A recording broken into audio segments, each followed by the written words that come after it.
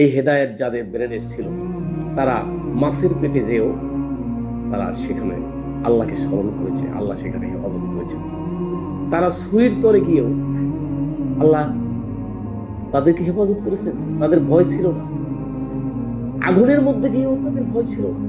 আপনার আমার মতো এইভাবে জীবনযাপন করেছেন, ব্যবসা চাকরি সংসার এভাবে করেছেন। সাহাবায়ে কেরামরা বলছেন, ইয়া রাসূলুল্লাহ, আমার জন্য দোয়া করুন, আমি যেন জিহাদের ময়দানে গিয়ে জীবনটা দিয়ে শহীদ হয়ে যেতে পারি।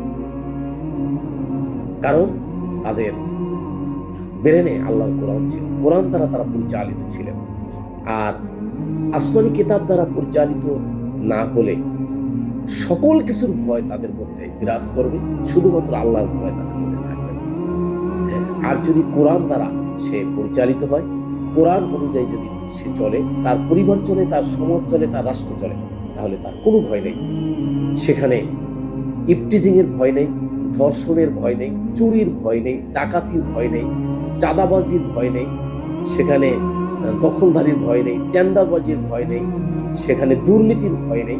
একটা সুন্দর সমৃদ্ধ একটি সমাজ হবে, একটা সুন্দর পরিবার হবে, একটা সুন্দর সোসাইটি হবে, একটা মানুষের সুন্দর জীবন হবে, সোনার দেশ হবে, সোনার মানুষে পরিণত হবে, হ্যাঁ, সোনার সংসার হবে।